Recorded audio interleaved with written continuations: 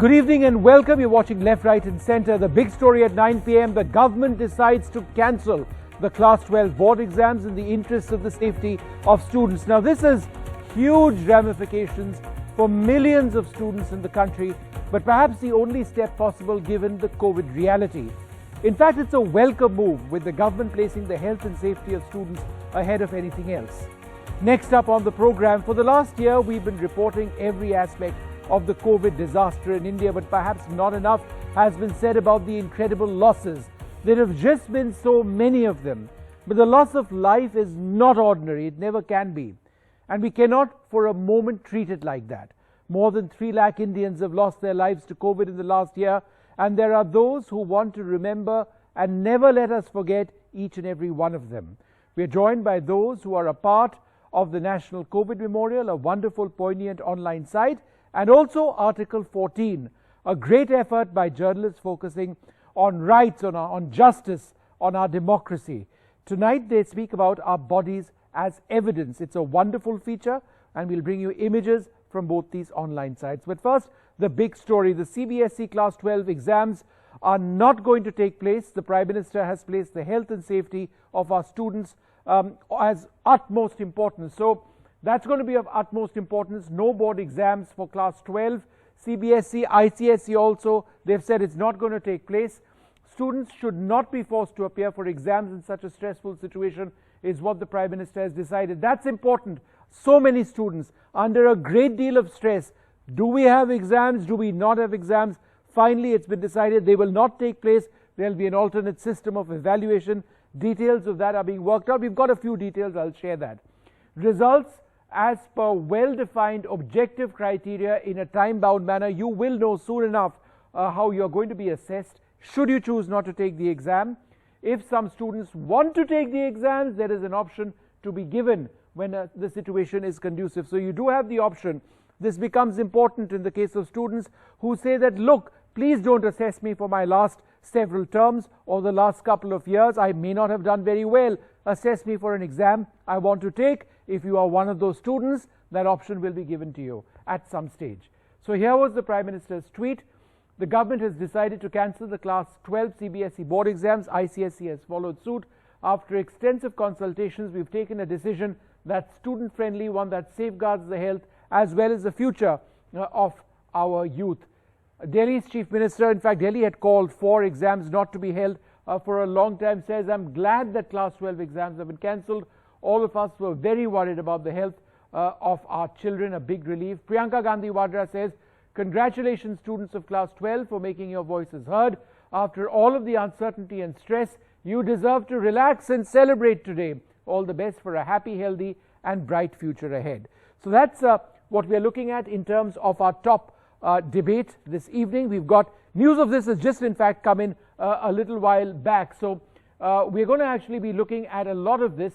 Class 12 CBSE exams have been cancelled. We are joined at this stage, ICSE as well, by Dr. Jagpreet Singh, the principal of Doon School, Anil Kumar, the principal of DPS Faridabad, Kiranpreet Kaur Dhami, the principal of Sri Guru Harkishan Public School, Hoshiarpur, Punjab, Tejas Naik, a Class 12 student, Somesh Gupta and Abhishek Chaube, they're 3 students. Let me in fact not go to the principals first and then we go straight to the students. Somesh, how does this decision impact you? Sir, the words can better disguise my feeling by my smile, as because government took this decision is totally understandable and fair for all students, I think. Because we are the one who has suffered a lot in this year, and we were facing so much of uncertainty, anxiety and so much stress. Not only stress and anxiety, but also a family pressure was there on our head, that we have to prepare for our next future. So it's a relaxing moment for every student, Class 12 students, for not only CBSE or for ICSE too. So I think it's a good decision by the government. Tejas Naik, your thoughts about this? Are you worried about how you're going to be assessed? Because you will be assessed. We don't know exactly how, but is it a happy day for you? Yes or no?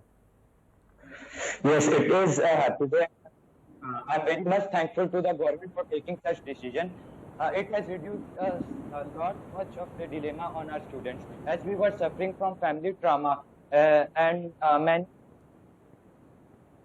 Yeah, go ahead, keep talking. Many of us has suffered a family trauma, and we were always in such dilemma. If the exams are going to happen, and what kind of pattern will it happen? So we were always been confused. Now we could especially prepare for our competitive exam and focus on our further life goals. So I'm very much happy and thankful for the government for taking such All action. right. Kiranpreet Kaur Dhami. Kiranpreet, is this a good decision for you? Were you very nervous about what was going to take place? Did you ever feel that just overnight you're going to be told your exams in 15 days, go ahead and get ready for them, and you weren't ready? Jasprit, go ahead. Thank you very much for having me here. And I think this has been absolutely an overwhelming decision, because all the boys and girls who were taking this exam were actually waiting for this call to happen. And I think it's come at the right time, because no doubt in my mind, the interest of the students, this was a very important call. And we heard Somesh talk live just now on your channel, saying that there could not be a happier situation for him. It is to understand that the future of our country, the future of the globe are sitting in the classrooms of today. We cannot put them into danger. We cannot for that year, and that is what the Honorable Prime Minister also said. This is a very bold and a very historic decision. Understanding the interest of the child. I think we need to understand the human psychology. We understand the child psychology here, and how much of stress and the anxiety what the child was going through. Yep. I've been receiving calls of my boys, and they are so happy that, thank God, sir, the exams, at least that stress is over. Also being mindful, everybody is suffering from this COVID. There are very few families, God forbid, but then there are who have not suffered from COVID. Right. And the stress of COVID in the families, and then this a slender thread which was hanging whether the exams would happen or not, has put them in so much of peace and rest. I cannot tell you, and I would be echoed with my school boys. They all will be echoing it so strongly that what a wonderful decision at the right time. All so right, I Dr. welcome Jakpreet this Singh. decision. All right, Dr. Jakpreet Singh. I wanted to bring in Mr. Anil Kumar. Sir, how do you believe students should now be assessed? See, the idea is basically that the internal assessment is the only way left out and should be the one which should be allowed to.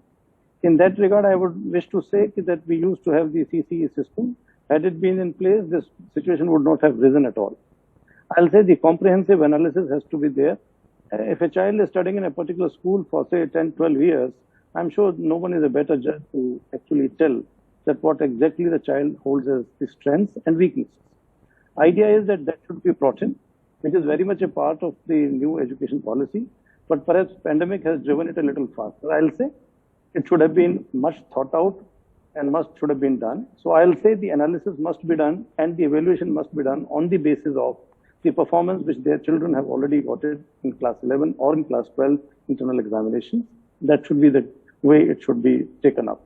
And I'll say the trust level between the schools and the organizations like CBSE and ICSE and all that already exists, should not be a problem in bringing out the correct result and the best result for the children. All right. And obviously, if a child, All right. Abhishek Chaubey, a class 12 student of St. James School, Kolkata.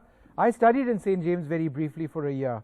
Interesting. Abhishek, so do you believe this is a good decision, or were you looking forward to the exams in having studied for it? So definitely we were prepared with examinations, but then this is a move which has been taken in accordance with the current COVID situation. The current situation doesn't promote the concept of an offline examination. So in my opinion, it was good. But I would like to highlight this one point.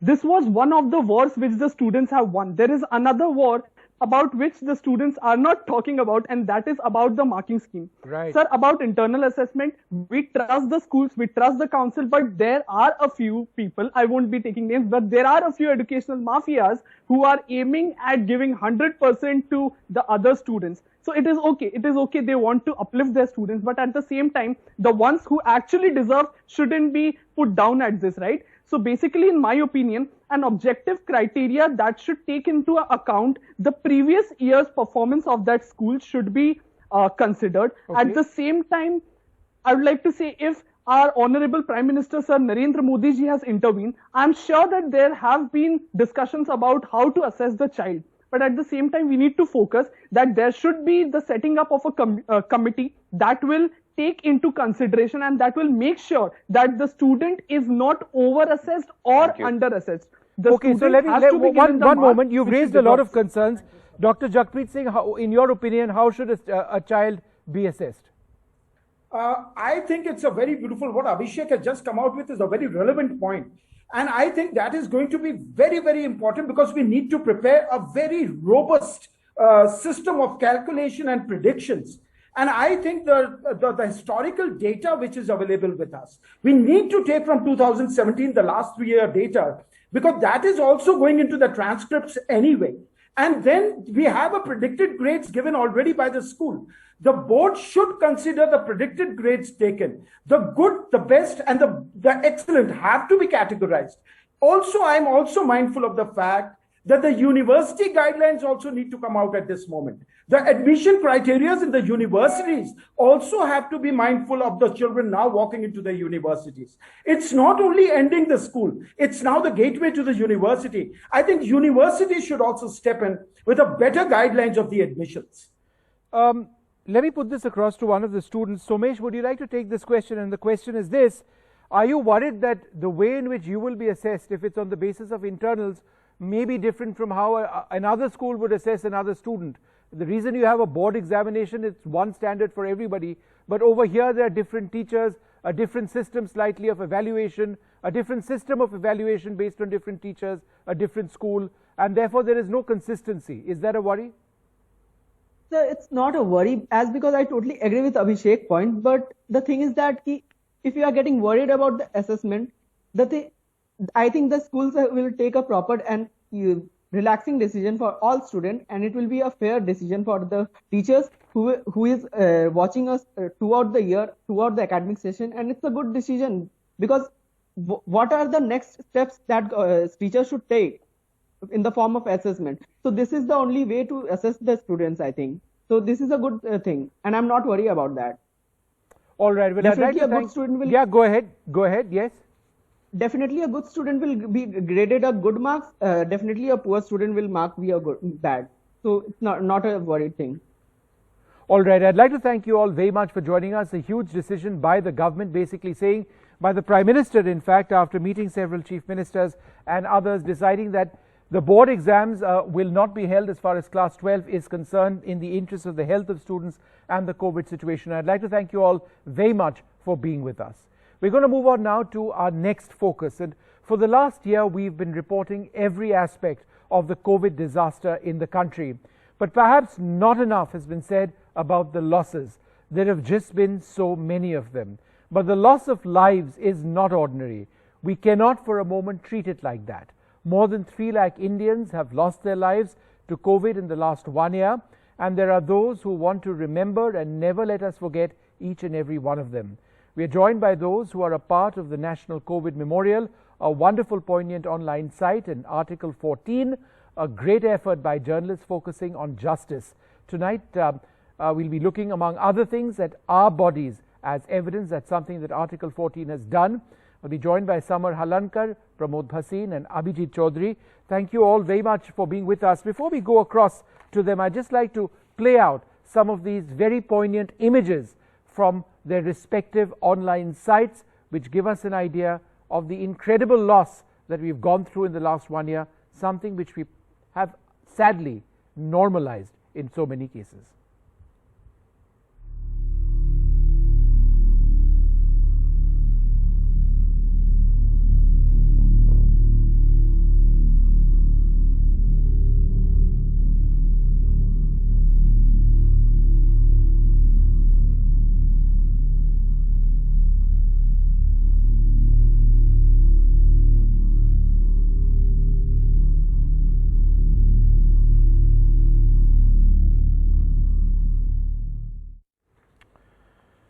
All right, well, joining us now, we've got a very special panel, Abhijit Chaudhary, Pramod Bhasin and Samar Halankar. I'd like to go across to Mr. Bhasin first. He's somebody very closely attached with the National COVID Memorial. It's just such a wonderful thing to do at this stage. Mr. Bhasin, what made you decide to be a part of this?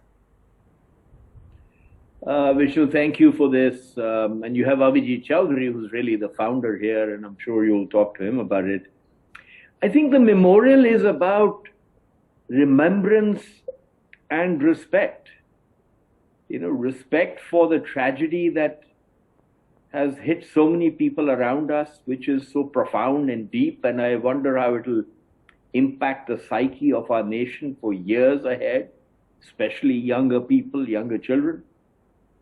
And remembrance, because we can't forget, you know, we cannot, after all this is past, go back to life as normal. We have to stand up, and unlike many other societies who remember a lot of their history or the issues, you know, the Jewish people, various countries that have fought various armies, various places where tragedies have struck or storms have happened or tsunamis or cyclones have happened. We must also remember all these people, both individually and for the sake of our country, to make sure this does not happen again, and that we remember what happened, why it happened, and how as a nation we have to come together to make sure it can't happen again. Yeah. Samar Halankar joins us. He's the editor of Article 14. And let's have those, the images of Article 14 and our bodies as evidence is this project of theirs which they've embarked on. Let's play those out for a moment as well. In fact, this is the other one. Let's play the Article 14 video because I wanted to ask Samar about that. So let's just change that video to the other one that we've been rolling out. Samar, tell us a little bit about our bodies as evidence, what we've got up on our screen now. It's just wonderful when you see it on your smartphone, all of these images from different parts of the country. These are not necessarily people anybody knows, but is that what the message is? There are so many people we don't know, but so many lives which have been destroyed. Well, I think many of these people are, as you said, people we don't know. They're security guards, they're housewives, they're you know, the ordinary man and the ordinary woman who you might not notice on the street. But obviously all of them have got stories that are important to their families, to their communities, and to this country. So I think the point of doing this was to ensure that of course, that their stories continue and that we recognize these stories. And the second reason was that we should not forget what led to their deaths. I think when we started gathering these stories, we found a common thread among many stories, not all, but many, but in the sense that many of them died waiting for medical help, waiting for oxygen, waiting for bed, all those stories that we are familiar with. So this is the reason. So these are the two reasons that we started this memorial. We would, of course, ideally have liked to run the stories of all whatever 400,000 or 500,000 who have died, but that obviously, of course, is not possible, at least not right now. So we thought we should at least run some stories to give people an idea that behind all those numbers that we discuss every day, behind the numbers we debate, and behind those numbers that rise and fall, there are all these stories, and there are these stories that we should never ever forget. Mr. Bhasin, is it your fear or your concern that the loss of lives has become some sort of a new normal in our country? The numbers are so large, the fact that all of us have lost friends along the way at some stage, that the intensity or the reality of what has happened is perhaps lost upon us. One of the tragedies of India is that life is very cheap, I'm afraid. I think in the cities, a lot of attention has been paid on this because of what's been happening in the cities. I wonder what's been happening in the rural areas and the villages where you have absolutely no healthcare available at all, and how they have coped and fared, and their situation must be terrible. And therefore, I think we must find a way not to go back into status quo. And that is exactly my fear, as you said, that after this has passed, we will breathe a big sigh of relief. We'll be very grateful that we're all alive, because today, this fear amongst us is so enormous that you just pray and hope that you come out of this. And then we go back to square one. And that will be a terrible outcome if we don't all express our views, our voices, and through this memorial, make sure we remember there's so much we have to do in our country, not just for ourselves in the big cities, but across the country for the people who have really suffered. You know, as Samar is saying, it's an entire range of people that we know, from CEOs to the President of India, the former President of India, to a rural worker. The enormity of this is so huge that I think it will affect our psyche quite deeply, Vishnu. I don't know how many of us are looking at this. I'm sure many people are. I'm sure the doctors are looking at this. But it will affect human psyche much more and change our behavior much more. And one of the behaviors I hope it will change is that we will demand more urgency, more immediacy, more speed in providing the solutions and the infrastructure that our country sorely lacks. And that's the main hope that I have, that we will drive change as a result of this and not just sit back with a sigh of relief and say, thank God that didn't happen to me, and then get on. Yeah. Abhijit Chaudhary, who was actually very behind this particular project, the images of which we are seeing, joins us. Abhijit, thanks very much for being with us. You know, we are seeing these faces of people, I mean, I don't know who they are, most people may not. On what basis did you select these names, and was it ever challenging for you, because we've lost so many and your online memorial can only honor just a few? No, absolutely. You know, when the fast wave, during the fast wave, we found so much agony in people who had left us. And you know, during the initial part of the fast wave, even the relatives were not allowed to see the face of the person. So I can still remember a person getting into an ambulance when we, on behalf of COVID Care Network, were doing destigmatization activities, and getting into an ambulance and telling, I don't want to die because, you know, nobody is going to see my face at all. And unfortunately, that person really did not come back home. And, you know, so many stories, such stories are with us all across the country. And we thought at some point that such unceremonious and unsung exit is probably not the right one for any Indian, for that matter. And we started thinking that there should be a place where we should pay them respect, pay them as much national respect, as much homage as everybody should get, and their relatives should go back. And so, you know, it was, we had consulted we have got so many advisors with us, and Pramod is, you know, one of our advisors ever since we started moving. And we had discussed amongst ourselves what's the best way to move on this. We all discussed that grief is a very personal phenomenon, and many people don't want to open the chapter, the so-called black chapter, if I call that, at a very personal level. So it may be, you know, people would like time to come back and place their memorial, because somebody may feel that I don't want to again think that he or she is no more. And that happens. We have seen this in experience also. Yeah. So Samar, just one moment. I just want to go back to Samar. I'm running short on time. You know, there's been this cliche for such a long time that we don't really value human life in our country. You know, people come, they live, they die, nobody really cares. Do you believe that this effort of yours with Article 14 would go a small way perhaps in changing that? I believe it will go a small way. We are, of course, not on the scale of the National COVID Memorial, which I must say is a fantastic effort. We are, of course, much smaller. We have tried to be representative. We have tried to get people from all geographies, from all kinds of backgrounds, etc. I think, you know, as Indians, we are very bad at remembering, chronicling, recalling. And at a time like this, in the age of COVID, the one defining characteristic has been often that people die in a flash. One day they're there, one moment they're there, and then they're gone. And it's something, it's very surreal and very unreal. So we hope that this, the effort that we have put in will go some way, a small but significant way, in ensuring that we remember that in this, in these brief moments, in these quick deaths, sometimes prolonged, of course, but in the quick way in which they disappeared, that they will continue to live on through our memorial.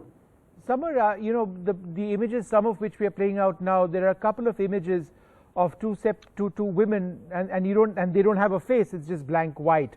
Why is that the case? Because we could not get the photograph of some of these people. So we were very clear that we should get the photographs, and much as we tried, some of them we just could not. Some families didn't have photographs. Right. Other families just did not have them handy.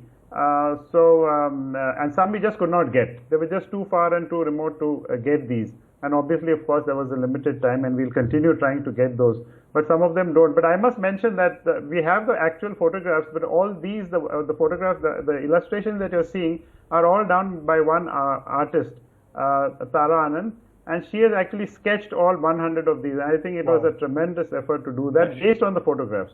But of course, as I said, we didn't have all the photographs much as we tried. No, it's just remarkable, and thank you all of you for joining us and trying to make a difference, to try and get people to remember what we've gone through. These are unfortunately perhaps the most traumatic times that we'll all face in our lives, certainly as a country. Thank you very much for sharing the stories, just a little bit of those who aren't with us today. We're out of time on Left, Right and Centre. Goodbye.